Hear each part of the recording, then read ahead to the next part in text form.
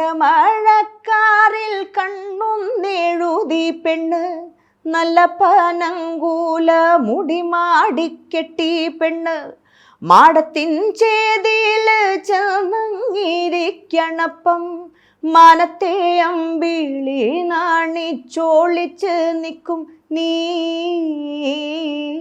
പാട് പൂമാതെ പാട് പൂമാതെ പാട് പൂമാതെ, പൂമാതെ പൊന്നമ്മ പാട്ടേട്ടാല്, പൂമാതെ പൊന്നമ്മ പാട്ടേട്ടാല്, കരയുന്ന കുഞ്ഞും അണിഞ്ഞുറങ്ങും, കരയുന്ന കുഞ്ഞും അണിഞ്ഞുറങ്ങും, പൊത്തിലെ പാമ്പ് തലമടക്കും, പൊത്തിലെ പാമ്പ് തലമടക്കും, പൂമാതെ പൊന്നമ്മ തൻ്റെ ദൈവേ, പൂമാതെ പൊന്നമ്മ തൻ്റെ ദൈവേ. അടിപൊളി. നിങ്ങൾ ശരിക്കും ഇങ്ങനെയാണ് നമ്മുടെയൊക്കെ മനസ്സിലേക്ക് ഇങ്ങനെ ഇടിച്ച് കയറുന്നത്. പഠനം ഇപ്പോഴും തുടരുന്ന ആൾ, ഇപ്പോൾ റഹ്മാൻ ഇൻസ്റ്റിറ്റ്യൂട്ടിൽ പോയിട്ട് പഠിക്കുന്നു, പഠനം തുടരുന്ന ഒരു പ്രക്രിയയാണെന്ന് സിതാര തന്നെ സ്വയം പറയുന്നുണ്ട്.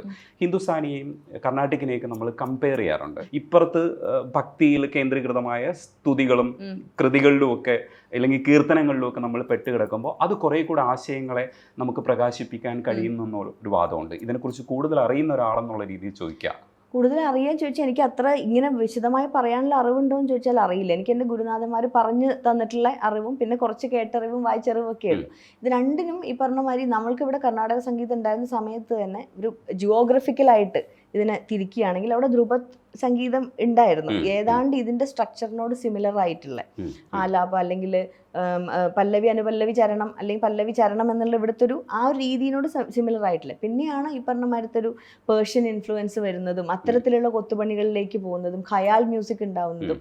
ഖയാൽ എന്ന് പറഞ്ഞാൽ തന്നെ ഇമാജിനേഷനാണ്. അപ്പോൾ അവിടെ രണ്ട് സ്ട്രീമാണ്, രണ്ട് രീതിയിലാണ്. നമ്മൾക്ക് ഇതും വളരെ ബൃഹത്തായിട്ടുള്ളൊരു ശാഖയാണ്. കർണാടക സംഗീതത്തിൻ്റെ ഒരു ചിട്ട അല്ലെങ്കിൽ അതിൻ്റെ ഒരു ആ ഒരു സിസ്റ്റം എന്ന് പറയുന്നത് എനിക്ക് തോന്നുന്നു അതിൻ്റെ ഒപ്പം നിൽക്കാൻ ലോകത്ത് വേറൊരു സിസ്റ്റം ഇല്ല എന്ന് വിശ്വസിക്കുന്ന ഒരാളാണ് ഞാൻ. നമുക്ക് അത്ഭുതം തോന്നും ഇതിനെ ഫോർമുലകളൊക്കെ വെച്ചിട്ട് ഡീസൈഫർ ചെയ്യുന്ന ഒരു സിസ്റ്റം എന്നുള്ള രീതിയിൽ. കർണാട്ടിക് മ്യൂസിക് പഠിക്കണമെങ്കിൽ അതിഭീകരമായിട്ടുള്ള ബുദ്ധി സാമർഥ്യം ആവശ്യമാണെന്ന് എനിക്ക് തോന്നിയിട്ടുണ്ട്. അത് ആ ഒരു രീതിയിൽ.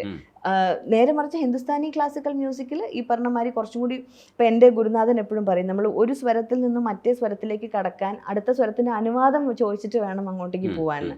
അത് കുറച്ചും കൂടി ഒരു മെഡിറ്റേറ്റീവ് ആയിട്ടുള്ള.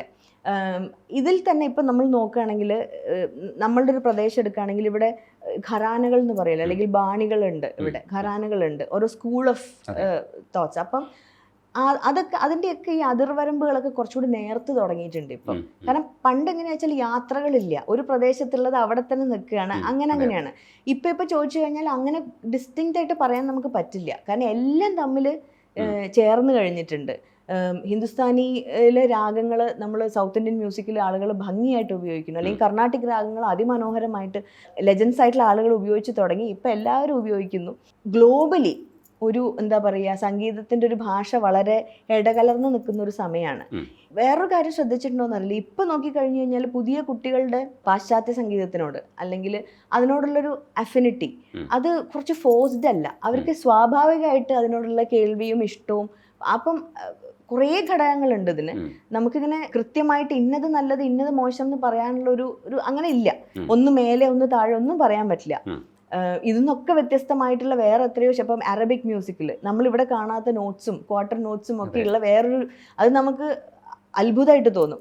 അപ്പം അങ്ങനെ ഇതൊക്കെ മനുഷ്യർ അതാത് കാലത്തും അതാത് സമയത്തും ഇവോൾവ് ചെയ്ത് വരുന്ന അതിൻ്റെ സ്ഥലം, സാഹചര്യങ്ങൾ, അതൊക്കെ ബന്ധപ്പെട്ടിരിക്കുമല്ലോ. ഈ പറഞ്ഞ മാതിരി അതിൻ്റെ അവിടുത്തെ രാഷ്ട്രീയ സാഹചര്യങ്ങളും ഒക്കെ, അവിടെ ആര് ഭരിക്കുന്നു, ഇതൊക്കെ ഇങ്ങനത്തെ മ്യൂസിക്കിനെയും ആർട്ടിനെയും ഇൻഫ്ലുവൻസ് ചെയ്തിട്ടുണ്ടാവും.